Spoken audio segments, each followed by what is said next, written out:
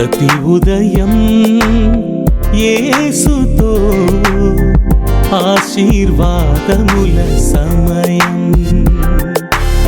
ప్రతి ఉదయం యేసుతో ఆశీర్వాదముల సమయం.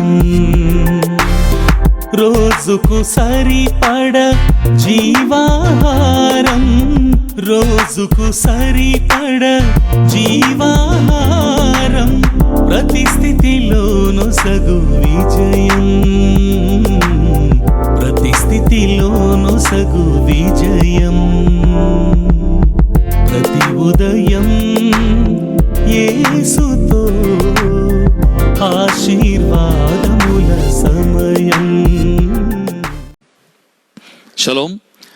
ప్రభునందు అత్యంత ప్రియులైన వారలారా, ఉదయకాంన మన ప్రభు అయిన యేసు నామంలో మీ అందరికీ కూడా శుభాలు తెలియజేసుకుంటున్నాను. నిన్నటి దినాన మన దేవునికి కలిగినటువంటి అనేకమైనటువంటి పేర్లలో ఒక విచిత్రమైనటువంటి ఆశ్చర్యకరమైన పేరు గురించి తెలుసుకున్నాం కదా. యెహోవా మక్కే అనే పేరు గురించి విన్నాం. ఈ దినాన మరి యొక్క ప్రభావం కలిగినటువంటి పేరు గురించి మనం తెలుసుకోవడానికి ప్రయత్నం చేద్దాం. ఈ పేరు మొట్టమొదటిసారిగా బైబిల్ గ్రంథంలో ఎక్కడ రాయబడిందంటే మొదటి సమూయేలు గ్రంథంలో 1వ అధ్యాయంలో 3వ వచనంలో చూస్తాం. Yesterday we have heard about one of the wonderful names that the Lord had. And Lord has rather, and it was called Jehovah Makkeh.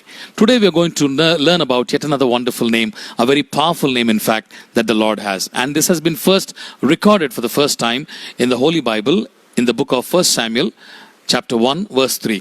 తెలుగులో ఈ విధంగా ఉంది. మొదటి సమూయేలు 1:3 ఇతడు షిలోహునందున్న సైన్యములకు అధిపతిగు యెహోవాకు మ్రొక్కుటకును బలి అర్పించుటకును ఏటేటా తన పట్టణము విడిచి అచ్చటికి పోవుచుండెను అన్న మాట చూస్తాం. In English we see, now this man used to go up year by year from his city to worship and to sacrifice to the Lord of host at Shiloh. Elkanah అనేటువంటి వ్యక్తి, హన్నా పెనిన్నా అనేటువంటి ఇద్దరు భార్యలు కలిగిన వారని మనకు తెలుసు.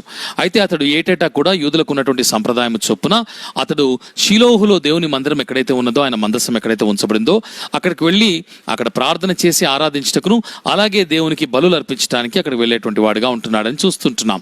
చూడండి, అక్కడ ఎవరిని ఆరాధించడానికట? షిలోహునందున్న సైన్యములకు అధిపతిగా యెహోవా అన్న మాట చూస్తాం. In 1 Samuel chapter 1 verse 3, from the verses we read, we see that Elkanah, as per the practice of the Jews, he used to travel to Shiloh, where the temple of the Lord was, in order to worship the Lord of hosts and to give sacrifices to him. The Lord of hosts, which is written here, లేకపోతే తెలుగులో సైన్యములకు అధిపతిగా యెహోవా అన్న మాట Hebrew భాషలో మనం చూసినట్లయితే యెహోవా సబయోత్ అనే పేరు మనం చూస్తాం. In Hebrew language the Lord of host was written as Jehovah Sabaoth. కాబట్టి యెహోవా సబయోత్ అన్న పేరు నాకు అర్థం ఏంటంటే సైన్యములకు అధిపతి యెహోవా అనేటువంటి పేరు అనేటువంటి అర్థము. The meaning of Jehovah Sabaoth is Lord of armies, Lord of the heavenly armies, or you call him Lord of host as it is mention several times in the holy book of Bible. కాబట్టి సైన్యములకు అధిపతిగా యెహోవా అంటే పరాక్రమం కలిగినటువంటి శూరుడు, బలవంతుడు, అలాగే యుద్ధ బలిమి కలిగినటువంటి దేవుడుగా మనము గుర్తించవలసిన వారంగా ఉంటున్నాం. ప్రభునందు ప్రేమైన వారలారా, ఈ పేరు యెహోవా సబయోత్ అనేటువంటి పేరు పరిశుద్ధ గ్రంథమైన బైబిల్లో దాదాపు 275 సార్ల కన్నా పైచిలుకు మార్లు ప్రస్తావించబడింది. ఎక్కువ సార్లు యెషయా, ఇర్మియా ప్రవక్తలు ఈ మాట ప్రస్తావించినప్పటికీ కూడా మిగతా ప్రవక్తలు కూడా కొన్నిసార్లు వాడినట్టుగా మన బైబిల్ గ్రంథంలో మనకు ఉంటున్నది. This name Jehovah Sabaoth has been mentioned more than 275 times in the Holy Bible, mostly by Isaiah and Jeremiah. Irmiah మరియు యెషయా, and the other prophets also have used, but not so much as Isaiah and Jeremiah did. చూడండి, యెహోవా సబయోత్ అన్న పేరుకున్నటువంటి అర్థము ఏంటో కొంచెం తెలుసుకోవాలంటే ఒక చిన్న వాక్యాన్ని మనం చూసుకుందాం. 2వ రాజుల గ్రంథంలో 6వ అధ్యాయంలో సంభవించినటువంటి ఒక సంభవానికి కొన్ని మాటలు నేను ఈ దినాన మీకు గుర్తు చేయడానికి ఇష్టపడుతుంటున్నాను.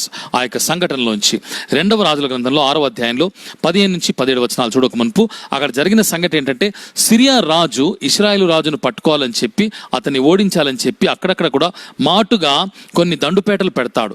ఆ రాజు పొరపాటున దిక్కున వస్తే అక్కడ పట్టుకుందాం అతన్ని చెప్పి అతను కాచుకొని చూస్తున్నప్పుడు ఎలీషా దేవుని ప్రవక్త ఆ దినములో అక్కడ ఉంటున్నాడు కనుక ఆ ప్రవక్త రాజునకు వర్తమానం పంపి, జాగ్రత్త రాజా, నోటు కనుక వెళితే అటు పట్టుబడతావు కాబట్టి అటు వెళ్ళొద్దని చెప్పినప్పుడు ఇశ్రాయేలు రాజు ప్రవక్త అయినటువంటి ఎలీషా మాటలు విని సిరియా రాజు ఎక్కడెక్కడైతే దండుపేటలు పెట్టాడో ఆ ప్రాంతం అంతా కూడా వెళ్లకుండా పలుమార్లు తప్పించుకున్నట్టుగా చూస్తాం.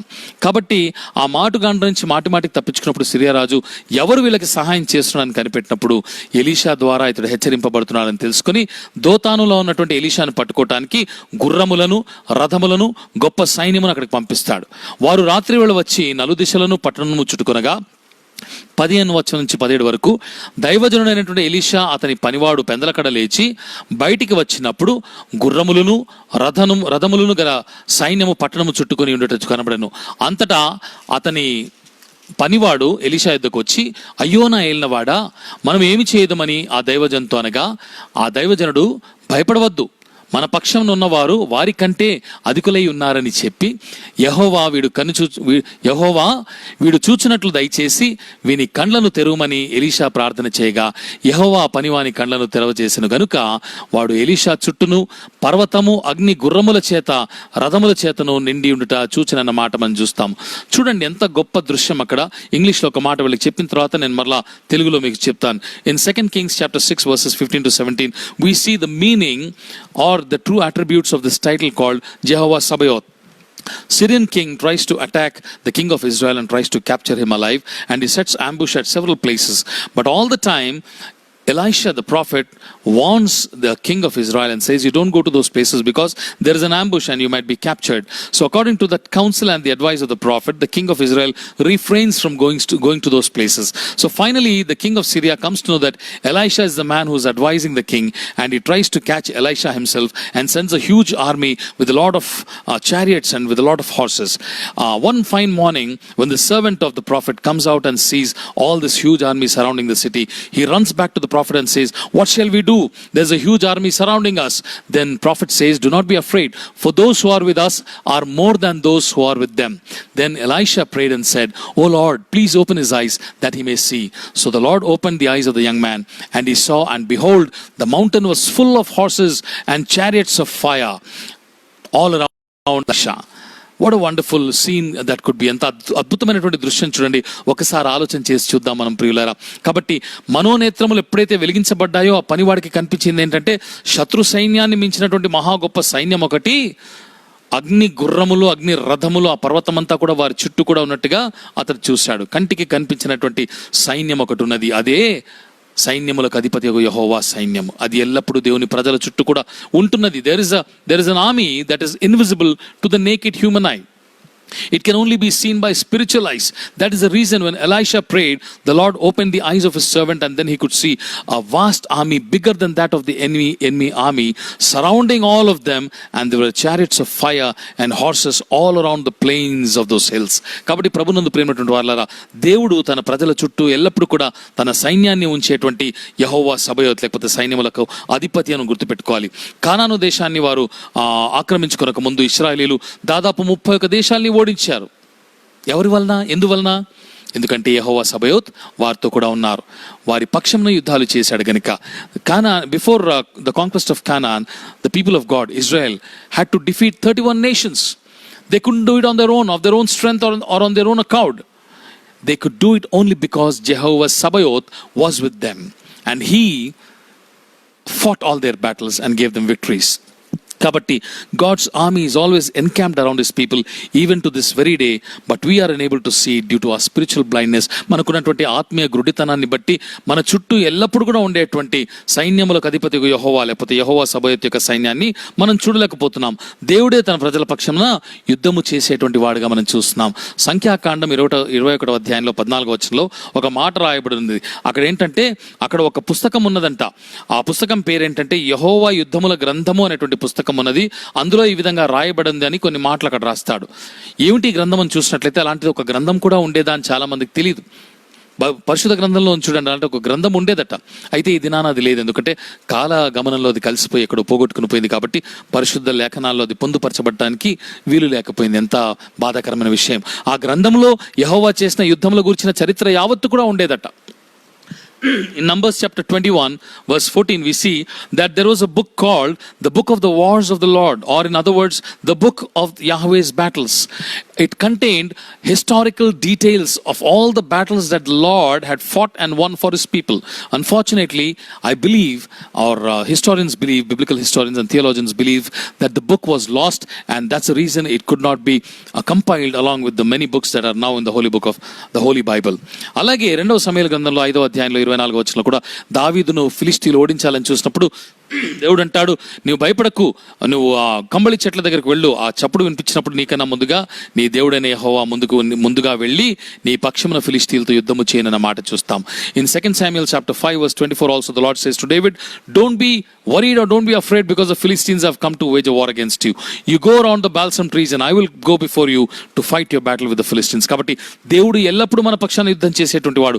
యెహోషువ 5వ గ్రంథంలో, యెషయా గ్రంథంలో 5వ అధ్యాయంలో 13 నుంచి 15 వచనాలు కూడా చూసినప్పుడు అక్కడ కత్తి దూసి దేవుని యొక్క సేనాధిపతియే వచ్చినట్టుగా మనం చూస్తాం. కాబట్టి the commander of the armies of God comes down to Jericho to be with Joshua and to help him in Joshua chapter 5 verses 13 to 15. అలాగే 2వ దినవృత్తాంతముల గ్రంథంలో 20వ అధ్యాయంలో 15వ వచనం గురించి చూసినప్పుడు యెహోషువ పాత చుట్టూ కూడా చుట్టుముట్టి మహా సైన్యం ఒకటి, అమ్మోనీయులు, మోయాబీలు, అలాగే షేరు మనివాసులంతా కూడా యుద్ధానికి వచ్చినప్పుడు ప్రవక్త అయినటువంటి యెహెజేలు మీదకి దేవుని ఆత్మ వచ్చినప్పుడు, ఈ గొప్ప సైన్యమునకు మీరు భయపడకుడి, ఈ యుద్ధము మీరు కాదు దేవుడే జరిగించునన్న మాట అంటాడు. అందుకే యుద్ధము యెహోవాదే అనేటువంటి పాట మనం పాడుకుంటుంటాం. ఈ యొక్క మాటల్లోంచి వచ్చినటువంటి పాట అది, ఇందులోంచి పుట్టుకొచ్చిన పాట. In 2 Chronicles chapter 20 verse 15 we see, when King Jehoshaphat of Judah was surrounded by armies of men from Ammon, from Moab and from Mount Seir, Jehaziel, the man of God, says, do not be afraid or dismayed or alarmed because of this great army, for the battle is not yours but it belongs to God. కాబట్టి దేవుడు మన పక్షం ఉండగా మనకి విరోధి ఎవడని రోమా పత్రిక 8వ వచనంలో పౌలు అంటాడు.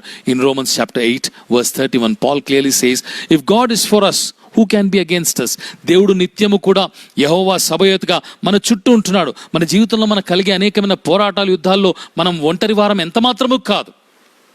మన దేవుడు యుద్ధశూరుడు, యుద్ధ సన్నద్ధుడై మన కంటికి కనిపించినటువంటి ఒక సైన్యమును సిద్ధపరిచి మనతోనే ఉన్నాడు.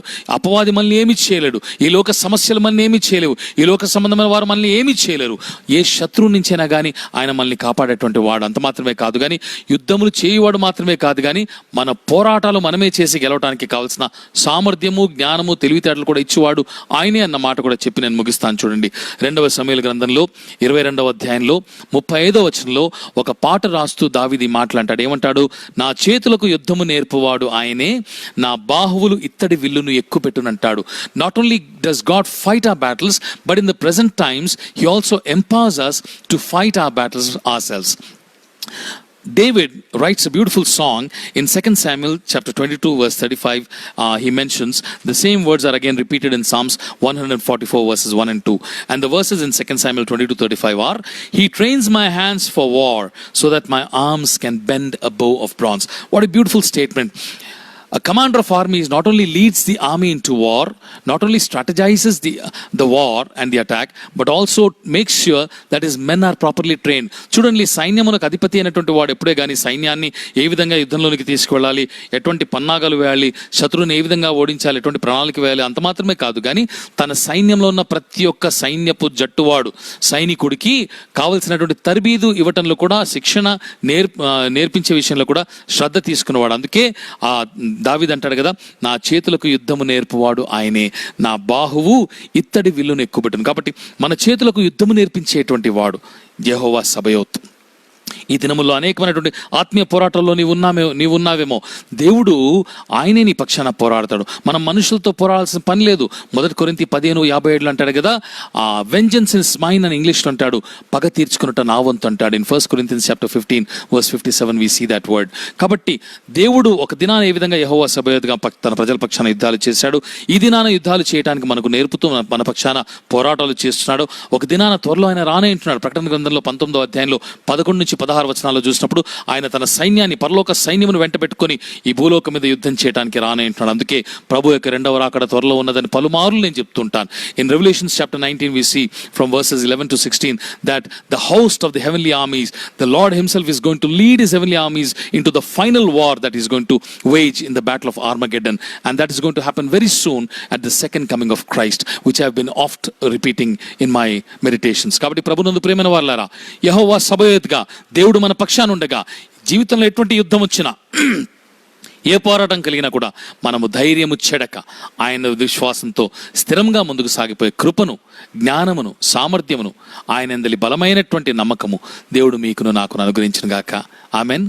ప్రార్థన చేసుకుందాం రండి. ప్రేమగల తండ్రి, మీకు స్తోత్రాలు. ఉదయకాలనైనా మీకున్నటువంటి అనేకమైనటువంటి గొప్ప బిరుదుల్లో, గొప్ప పేర్లలో యెహోవా సబయోత్, జెహోవా సబయోత్ అనేటువంటి మరొక అద్భుతమైనటువంటి పేరుకు సంబంధించినటువంటి అనేకమైన వాక్య భాగాలు మాకు చూపించావు. ఆ విధంగా ఆ పేరుకు తగినట్లుగానే ఎటువంటి గొప్ప కార్యాలు చేశావో నా ప్రభు బైబిల్ చరిత్రల నుంచి చూపించావు. ఈ దినములో మాకు యుద్ధము నేర్పువాడవని, నా తండ్రి మా పక్షాన పోరాటం చేయవాడవని మరొక మారు మాకు జ్ఞాపకం చేశావు గనుక మా జీవితంలో కలిగే అనేకమైనటువంటి పోరాటాలు, ఆరోగ్య సంబంధమైనవి కానివ్వండి, శారీరక సంబంధమైనవి, మానసికమైనవి, ఆత్మీయమైనవి, ఆర్థికమైనవి, ఎటువంటి పోరాటం కానివ్వండి ప్రభువా, ఆ పోరాటాలన్నింటిలో కూడా విజయము నీ ద్వారా మాకు అనుగ్రహించబడినది అని మేము నమ్ముటకు మాకు విశ్వాసము దయచేయండి. మా కంటికి కనిపించిన అదృశ్య ప్రపంచంలో, in the invisible world there is an invisible God and his army which is right behind us అని మేము విశ్వాసం కలిగి ముందుకు సాగిపోయే కృపను మాకు దయచేయమని మా రక్షకుడిని యేసు నామములో ప్రార్థన చేసి స్తుతించి పొంది ఉన్నాము తండ్రి. ఆమెన్. ప్రభు మిమ్మల్ని దీవించును గాక. Have a blessed day. Shalom. ప్రతి ఉదయం యేసుతో ఆశీర్వాదముల సమయం.